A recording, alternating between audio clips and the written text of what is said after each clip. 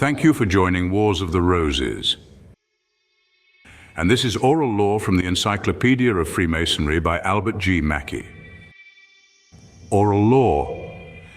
The Oral Law is the name given by the Jews to the interpretation of the written code, which is said to have been delivered to Moses at the same time, accompanied by the divine command. Thou shalt not divulge the words which I have said to thee out of my mouth. The Oral Law was, therefore, never entrusted to books, but, being preserved in the memories of the judges, prophets, priests, and other wise men, was handed down from one to the other through a long succession of ages.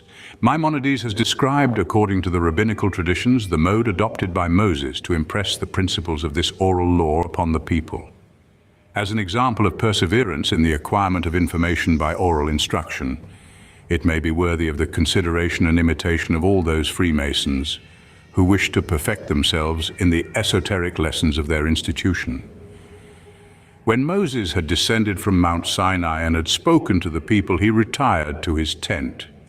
Here he was visited by Aaron, to whom, sitting at his feet, he recited the law and its explanation as he had received it from God. Aaron then rose and seated himself on the right hand of Moses. Eleazar and Ithamar, the sons of Aaron, now entered the tent, and Moses repeated to them all that he had communicated to their father.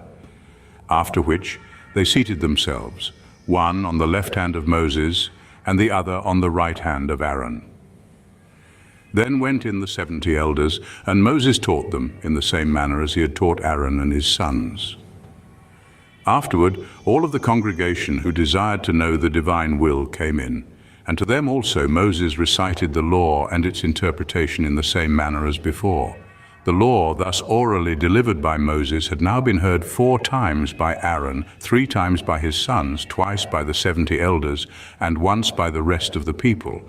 After this, Moses withdrawing, Aaron repeated all that he had heard from Moses and retired. Then Eleazar and Ithamar repeated it and also withdrew, and finally the same thing was done by the 70 elders, so that each of them, having heard the law repeated 4 times, it was thus finally fixed in their memories. The written law, divided by the Jewish lawgivers into 613 precepts, is contained in the Pentateuch. But the oral law, transmitted by Moses to Joshua, by him to the elders, and from them conveyed by traditionary relation to the time of Judah the Holy, was by him, to preserve it from being forgotten and lost, committed to writing in the work known as the Mishnah, and now no longer an oral law.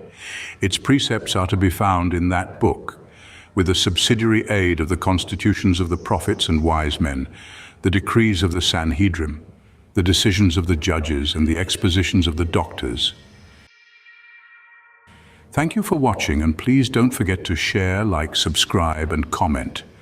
And if you can, please consider donating to Wars of the Roses. Links to PayPal and Patreon are in the description. Thank you so very much.